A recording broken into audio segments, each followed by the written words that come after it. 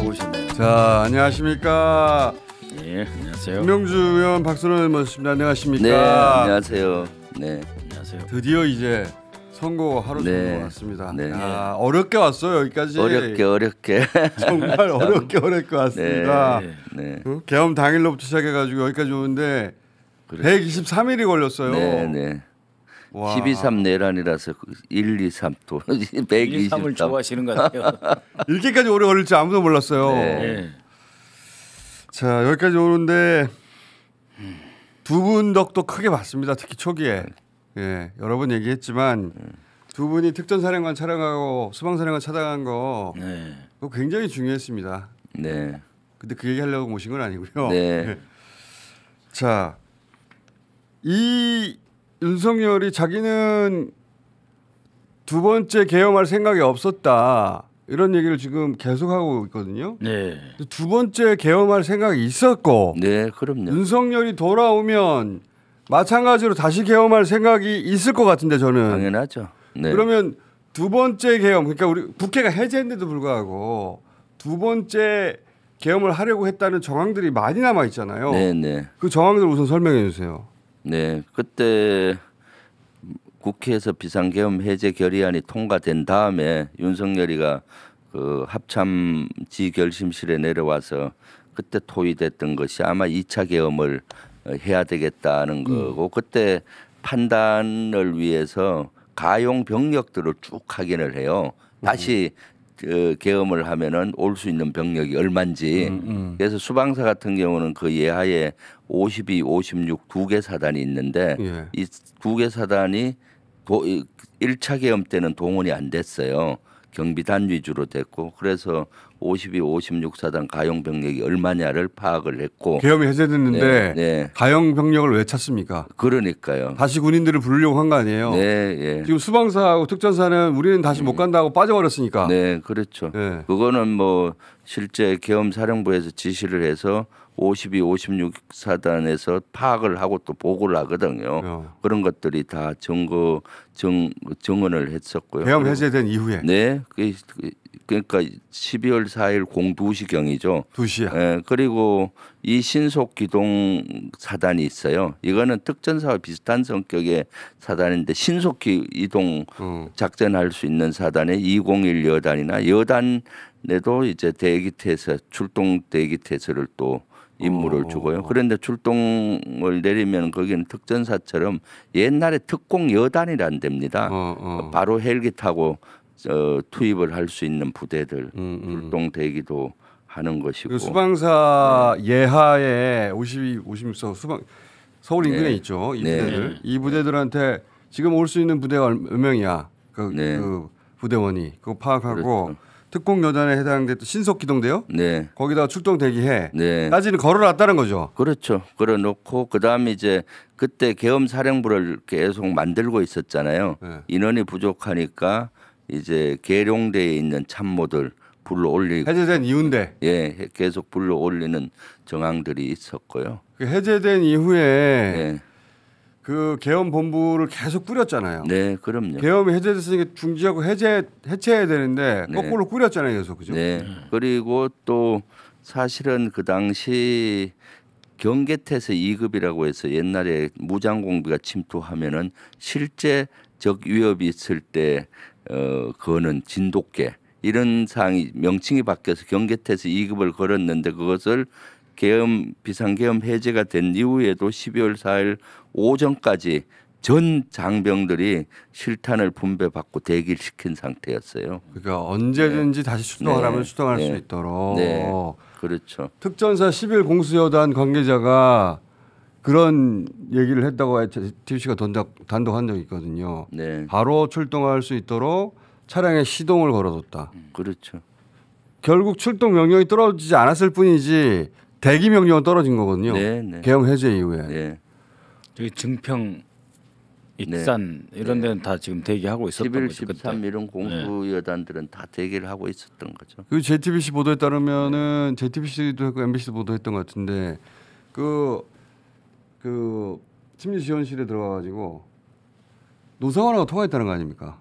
네, 그렇죠. 노상원하고. 상원아 어떻게 해야 되나 뭐. 그 집통실에서 이제 윤석열이랑 이제 다시 대통령실로 올라가고 네. 그 남았을 때 이제 김영현이 노상원과 통화를 했었죠.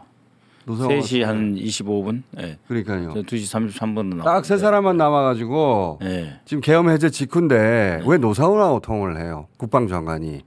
그러니까 두 사람만 알고 있는 그 이후에 작전 계획이 있었던 것 같고 그죠? 네, 그걸 실행에 옮기느냐 마냐 할 수 있냐 없냐 예. 이런 얘기들을 했는데 그게 지금 어렵다. 네, 그 가용 인원이 없다라고 판단했던 거 아니겠어요? 네. 결국은 그때는. 그렇죠. 네, 그렇죠. 노상원은 저때 여전히 정보사령부 예. HID 이쪽을 관리하고 있었기 때문에 특전사나 방첩사 그리고 수방사 전체의 주력군을 저 노상원이가 관리는 안 하고 있었기 때문에 이제 그 특전사 사령관이 사실상 항명에 가까울 정도로 대통령 명령이 있었음에도 불구하고 그냥 빠져버렸잖아요. 박정근 네. 특전사령관이 수방 그 계엄 해제 이후에 선관위로 가라고 그랬는데 안 갔다고 하거든요. 저희가. 예. 그래서 본인 말은 이제 1시 06분 이후에 그러니까 12월 4일 1시 06분 이후에 제2 집결지로 다 빼냈다. 그러니까 완전하게 저기 뭐야 특전사로 다 철수한 건 아니고 제2 집결 장소로 이제 다 빼냈다. 예, 이런 거고. 그럼 제2 집결 장소에서 또 투입하면 투입할 수 있었는데 그런 지시를 안 따랐다. 그런데 2시 13분경에 김영현이 다시 전화 와가지고 왜 저기 선관이 다시 가라. 그랬을 때 그 옆에 있었던 참모 방첩사 출신 참모가 미친 놈이라고 써놨다는 거 아닙니까? 김영현이가 곽정군한테 전화한 걸 옆에서 듣고 있다가 2시 13분 가로 열고 미친 놈이라고 써놨다는 거 아닙니까? 그러고 나서 이제 노상원이가 저 때는 이제 김영현한테 그러니까 전화를 미친 놈이라고 했어요. 썼다고 하는 부하는 아니 지금 계엄 해제됐는데 또 네. 어딜 가라는 거야 미친 놈 그러니까. 이렇게. 네, 네. 네. 그리고 그 뒤에 이제 노상원하고 김영현이가 통화를 한 거죠. 그러니까 이제 특전사가 빠진다 그러고 특전사 빠지니까 수방사 빠지고 수방사 빠지니까 방첩사 빠지니까 세력이 안 되니까 이제 노상원하고 협의를 하지만 이제 노상원 같은 경우에는 성공시 또는 그 체포조가 정치인을 체포했을 때 이들을 어떻게 처리하느냐. 그렇죠. 수거 그 처리. 뒤인데. 네, 그렇기 때문에 앞에 병력이 먼저 있어야 되는 거예요.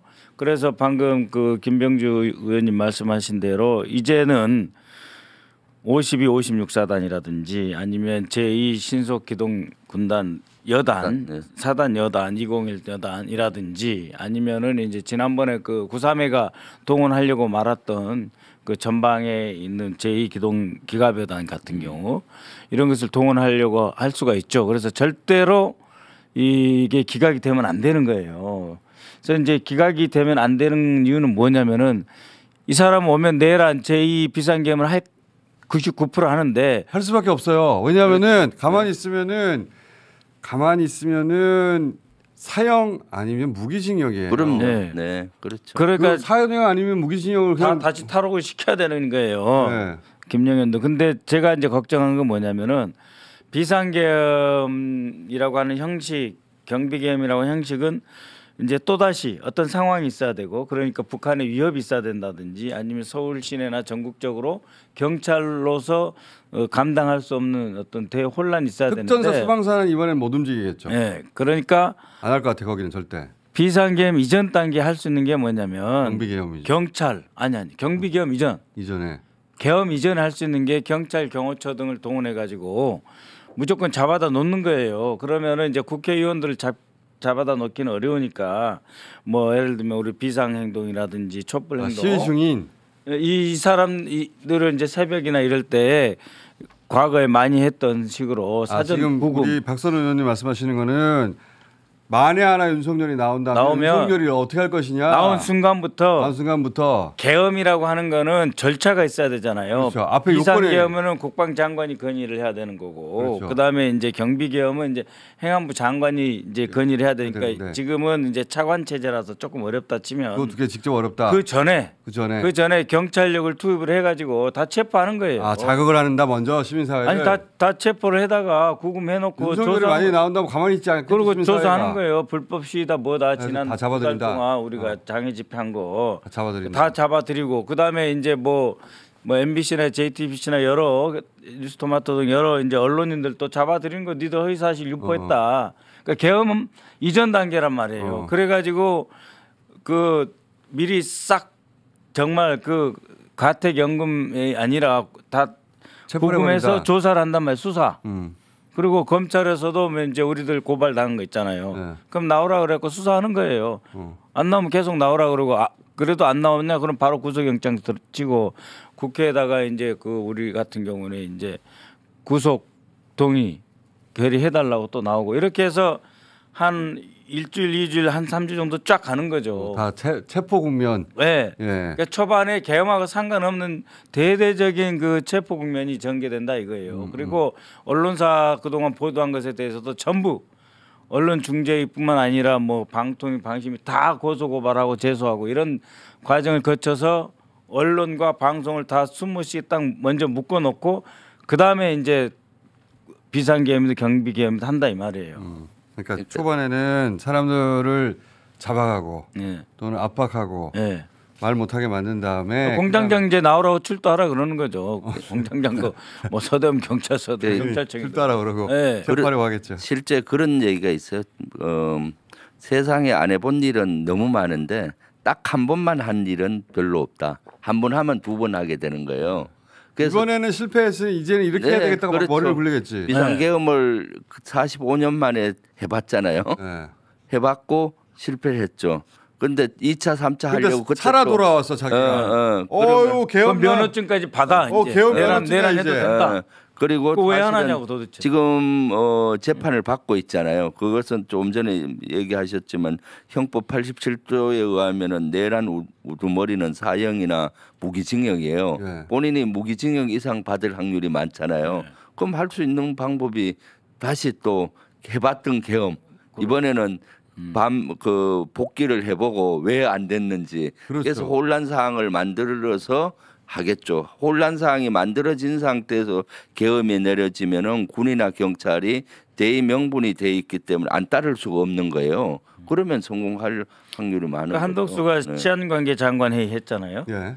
그 전에 최상목이도 치안관계 장관 회의를 했었어요. 예. 그럼 이거에 함의하는 게 뭐예요? 그거는 굳이 계엄이 필요 없는 정도로 사전 정지 작업 싹 끝내놓고 그 다음에 이제 확실하게 장기 집권하기 위해서 경비 계엄을 해가지고 숨도 못 쉬게 하겠다. 그 전략이에요. 그런 의심을 하는 사람들이 많은 것이 그래서 지금 경찰 인사를 인사. 이렇게 무리하게 했던 그렇죠. 거 아니냐. 네. 윤석열 자기가 복귀되면은 네. 경찰력 가지고 당장 군인은 동원하지 못할 것이고 네. 뭐 북한이 가만히 있잖아요. 뭔 난리를 쳐도 북한은 가만히 있는데 계속 북한이 가만히 있는데 북한 도발하지 말라고 그러더라고. 네. 북한은 그냥 가만히 있어. 남한에 관심이 없어 지금. 근데 그래서 경비계엄을 타고 결국은 그 비상계엄을 할 거다. 예, 근데 사람들이 계속 경비계엄, 비상계엄 이야기하는데 그 전 단계로 전 단계로. 사전 구금, 체포 단계가 있다 이 말이에요. 경찰력과 검찰력을 동원해서 그거를 사람들이 놓치고 있는 거예요. 거기서부터 제2 내란인 거예요. 그리고 이번에 실패를 왜 했는지 알았으니까 네. 실패하지 않는 또 공식을 짜겠죠. 그럼요. 그것도 실패할 거라고 보긴 하는데 네, 네, 그 왜냐하면은 군인들은 다 잡혀갔잖아요. 네. 네. 군인들은 다 잡혀갔어요. 그러니까 군인들 윤석열은 살아 돌아왔을지 모르겠는데 그 경우 네. 그런 일은 일어날 리가 없지만 지금 경고하는 거예요. 예. 그 지금 헌재에다가 그 그럴 일 위험한 없지만 게 뭐냐면은 군인들은 잡혀갔거든요. 아니 그러니까 군인이 잡혀갔는데 예. 지금은 이제 장군 인사가 지연되면서 대령들이나 이런 친구들이 나 진짜 이번에 별 달고 싶다 이런 사람들이 있어요. 있겠죠. 예? 그들 중에는 야 707 그것도 못했어? 아. 야 1공수 3공수 그것도 못했어? 정반대로 아니 그때 확 밀어버렸으면은 정반대로 그때 다 진급했을 텐데 해가지고 지금 그 대령들 그러니까 지금 이제 1공수 3공수도 뭐 9공수도 이런 쪽에 이제 여단장들이 원스타들은 이제 다 이제 수사를 받거나 이제 안 하겠다고 한 상태잖아요. 그러니까 대령들 바로 오자마자 인사 조치해가지고 진급시켜가지고 바로 간다 이거예요. 인사를 가지고 네, 그 이미 그거는 끝내놨지 않겠어요? 인성환 그, 차장이나 뭐 그러니까 김태우나. 윤석열이가 돌아오면은 진짜 끔찍한 일이 일어나는 거죠. 노상원 수첩이 현실화. 그걸 뭐 상상도 할 수 없는 네, 일이니까. 그러니까 그런 것들을 현재 재판관들이 정확히 인식을 하고 있으리라고. 계엄 없는 내란. 예? 그러니까 계엄이라고 하는 공직적인 조치 없는 계엄. 그다음에 계엄 없는 내란. 계엄 없는 장기 집권. 그래서 이제 그 다른 방식으로 목을 조이는 야권 전체. 그다음에 이제 시민 사회 뭐 다 조이는 새로운 방식으로 나온다 이거예요. 수단과 방법을 가리지 않겠다. 네. 네. 어차피 자기가 가만히 있으면은 네. 무기징역이란 말이죠. 네. 형사 재판이 계속 돌아가니까. 그러니까요. 네. 자, 어제 뉴스토마토 케이블 타이가 드디어 나왔더라고요. 뉴스토마토 기자를 직접 케이블 타이로 포박했던 영상이 확인이 됐어. 이거 다 거짓말했던 거 아닙니까 그동안 707이. 예. 네. 예. 거짓말하는 게 한두 가지가 아니에요 보면 지금까지. 다 거짓말해요.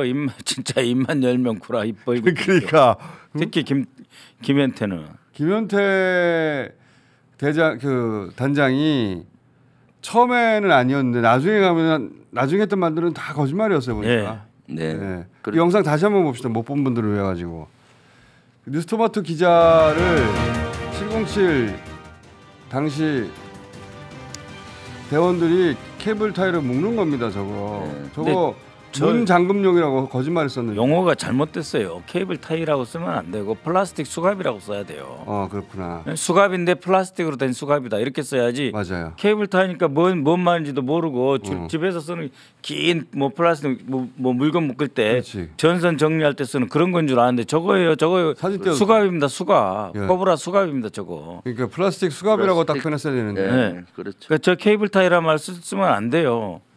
저것도 거짓말했었고 윤석열 쪽에 붙은 자들은 다 거짓말해요. 네. 윤석열부터 뭐 윤석열부터 사실 거짓말을 했잖아요. 네. 시민 피해가 없었다. 오히려 군인들이 피해가 입었다라고 했는데 군인 피해 울렸다. 저런 시민 피해가 없었다고 하는데 뉴스토마토 기자는 저렇게 당하고 생명의 위협을 느끼고 엄청나게 트라우마에 겪고 있다는 거 아닙니까? 그리고 어저께 또 MBC에서도 나오던데 예. MBC 기자도 찍으려고 하니까 사다리를 뺐고 예. 뭐 이런 것들도 나오고요. 그리고 또 민간인을 3명이 데리고 어디로 가는 영상도 어저께 아니 나오고. 국회 직원들 다친 사람들이 그러니까요. 있는데 예. 뭐- 국회의원들 다친 사람들 많잖아요. 네, 네, 그리고 이 영연백 계속 사고 있지 않습니까? 이게 왜 이러는 겁니까?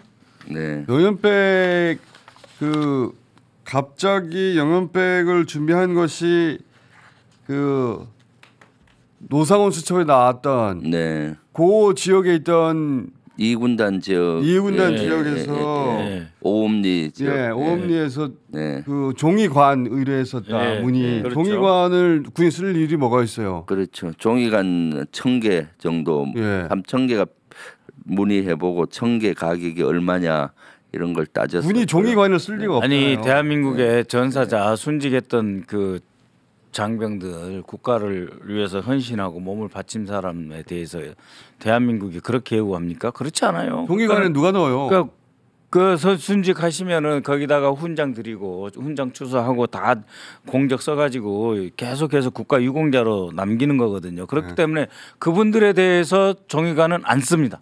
당연히 예. 그러니까 전쟁에서 전사자나 순직하신 분들이나 그런 군인들 대상으로 종이관을 쓸 일은 없단 말이죠. 없어요. 심지어 저기 뭐 부상당해서 사후에 돌아가신 분은 이제 후방이 나와서 되는 거고, 네. 그다음에 사고가 당하면은 119에서 앰뷸런스로 해서 후방에 우리 군에 좋은 병원들이 많아요. 육군 수도병원도 있고 그렇기 때문에 이 종이관으로 모시는 일이 없다. 즉 군인 사망자 순직자용이 아니다는 거죠. 저거는. 종이관을 국방부의 군에서 매입한 적이 없다는 거죠. 없어요. 아, 요거는 이제 지금까지 검토만 하고 말았다고 하는. 검토를 할 거니까는. 이유도 없잖아요. 말씀대로. 없죠. 지금까지 그렇게 해본 적이 없고요. 그다음 영연백이 사실 시신을 담는 백이죠. 영연하니까 이해 좀 금방 와닿지 않는데 시신을 담는 백인데 통상 이제 전시나 이런 데를 대비해서 한 1,800개 정도가 보유를 하고 있었잖아요. 그런데 갑자기 그 작년 12월에 3,114개가 계속 사고 또 있어요. 구입이 돼서 4,940개 정도로 했기 때문에 이것은 12.3 내란과 관련이 있는 것 아니냐 의혹을 가질 수밖에 없는 건데 국방부에서의 그 설명이 시원찮아요. 그럼 정확히 설명을 해야 되는데 중기 계획에 의해서 뭐 구입을 했는데 그때 우연히 3,000개 그것도 말도 안 말이 되고. 안 되는 이런 독립백은 왜 살려고 했답니까? 네, 독립백은. 네. 아니 근데 이 부분 좀 이야기를 해야 되는데 민간인 사망자라고 생각해야지. 그것도 2022년부터 이 합참에서 나오는 이야기는 뭐냐면 2022년부터 전시 상황에 대한 시뮬레이션, 그러니까 워게임 같은 것을 해가지고 다시 해봤더니 사상자가 훨씬 더 많이 나오더라 이런 이야기거든요. 그게 말이 안 되는 거예요. 왜냐하면 우리는 매년 2년마다 한미 연합 작전 계획이라는 것을 업그레이드를 해요.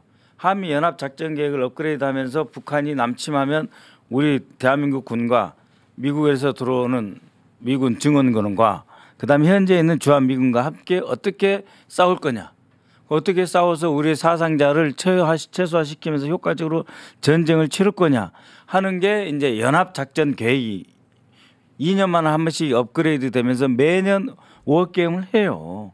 근데 왜 매년 해오다가 2022년부터 갑자기 사망자가 그 늘어나는 그런 작전 계획이 왜 나오냐 이거. 몇천 명씩 계속 늘어나고. 왜 갑자기 이거 설명을 못 하는 거예요. 자, 그럼 이거는요. 윤석열이 탄핵이 된다면 그 다음에는 지금까지 내란 수사 그것도 제대로 못했어요 사실. 네, 그럼요. 못했는데 노상원도 제대로 수사 못했고 내란 특검도 출범을 못했고. 네. 근데 그 윤석열 탄핵되면 이제 내란 수사를 제대로 해야 될 거 아닙니까? 네, 네. 그럼요. 이제 더 이상 대통령이 아니니까 그럼 왜 내란 외환 외에도 다른 수사도 할 수 있는데 외환과 관련된 예. 추가적인 어떤 제보나 내용은 없습니까 지금? 지금 이제 대표적으로 작년 4월, 6월, 8월, 11월 네 차례에 걸쳐서 북한에 대해 서해에서 무인기 연평도 이쪽에서 이제 먼저 K9 자주포를 특정 그 해역에다가 대량으로 쐈죠. 발사를 했으면은 옛날에는 그렇게 쏘면은 북한이 저거 우리한테 위협하나 보다 하면서 이제 반응했어요. 북한이 이제 우리 연평도나 그 인근에다가 이제 대응을 하는데 대응을 하면 이제 다시 공격을 하려고 했겠죠. 근데 공격을 안 하니까 그 자주포만 쏘는 게 아니고 또 헬기를 투입을 해요. 헬기 투입. 네. 그래서 이 서해상에서 이렇게 계속 전단을 만들려고 했는데 전단 형성이 안 되니까 이제는 지상, 육상으로 올라온단 말이에요. 육군 지역으로. 그래가지고 이제 그 군사 분계선 남쪽에서 최대한 접근하는 아파치 헬기를 보내지 않습니까? 그리고 아파치 헬기는 원래 침투해서 갑자기 뛰어 올라서 때려야 되는데 그런 게 아니라 높이 올라가 가지고 적에도 보여줘. 적에게 지금 노출되게 만들고 예, 그래서 노출돼도 공격하라고. 공격을 안 하니까 적 타격이라는 말을 지시하는 거고. 예. 그리고 이런 것을 그것을 이제 일반 통신을 해서 적들이 듣게 만들어 예. 하라. 그리고 이거를 명칭은 합동 정보 훈련이라고 하는데 실제로는 어디서 지휘했냐 보니까 작전본부에서 지휘를 했다는 거예요. 그러면 이게 작전을 한 거로 볼 수밖에 없지 않습니까? 요지는 그 북한이 반응하고 공격하도록 여러 가지 수단을 썼었다. 네. 그러니까 작년 6월부터 이제 그 저는 이걸 꼭 수사를 해야 된다고 봐요. 9.19 군사 합의 효력 정지를 시키면서 예. 그 배경도 왜 했는지 그 이후에 계속 긴장을 고조시키면서 그렇죠. 북한의 도발을 유도하는 듯한 긴장을 고조시키잖아요. 대북 확성기를 틀어서 그렇게 한다든가 네. 오물풍선에 대해서 또 대응하는데 원점을 타격하니 뭐 이런 것들 그다음 무인기를 평양에 보내서 했던 거라든가 그다음 또 연평도 백령도에서 옛날 연평도 포격 도발했을 당시에 그 전에 사격 연습했던 그 지역에 자리에다가 대량 또, 예, 해서 그때보다 더 많은 네네 사격 그래, 훈련. 이런 것들이 사실은 북한의 어떤 도발을 유도한 것이 아니냐. 근데 북한이 반응을 안 예전과 하니까. 다르게 거의 안 했잖아요. 눈치챈 것 같아요. 네. 북한은 네. 자기들 핑계로 예. 그 이 내란을 일으키고 그리고 북한을 공격하고 하는 예. 시나리오에 대해서 눈치챘던 것 같아요. 예. 네. 그렇죠. 저들 또 감청을 하니까요. 우리도 북한의 동향을 감청하고 네. 북도 우리를 감청하는데 그래서 절대 반응하지 마라. 그러니까 아무 반응도 안 했겠죠. 이 수많은 도발이 있었는데. 그렇죠. 그리고 또 북한은 우크라이나 러시아의 그 그 무기를 수출하고 러시아에 파병을 해야 되는 문제 때문에 거기에 집중을 하니라고. 네, 새로운 네. 그 먹고 살기 위한 길을 러시아에서 발견을 했으니까 그리고 그쪽으로만 저런 것도 집중하는 거죠. 북쪽으로. 미국이 가만히 있으라고 하지 않았을까요 혹시? 네.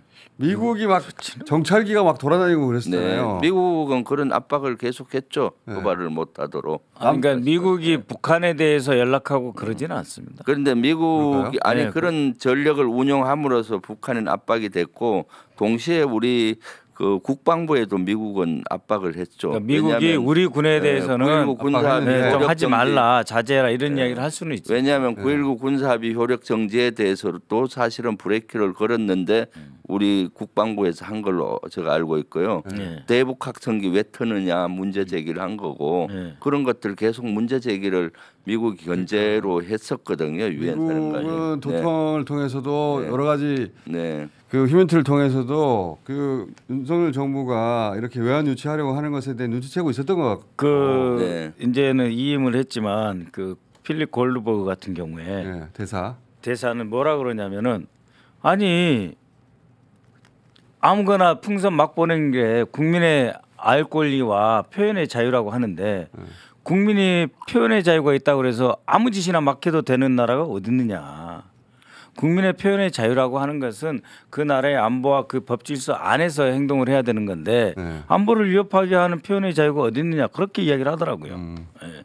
그러니까 그 탈북 탈북자들이 단체들이 북한에 오물풍선을 보내는 보내는 것을 것을 막지 않고 그것 때문에 북한이 또 오물풍선 보내고 확성기로 이 사태가 점점 쭉 커지는 이 걸. 가속화되고 상황이 악화되는 것을 보면서 네. 이거를 막지 않은 것을 국민의 어떤 그 표현의 자유라고 이야기하는데 국민의 표현의 자유라고 해서 아무거나 아무 행동이나 아무 말이나 다 해도 되는 건 아니지 않느냐. 일부러 그런다는 걸 알고 있었겠죠. 예, 예, 그렇게 도발하려고 이야기하더라고요. 한다는 것을. 예. 미국이 그 역할을 일부 한 것 같기도 해요. 이걸 막는데. 네, 그렇죠. 예. 네.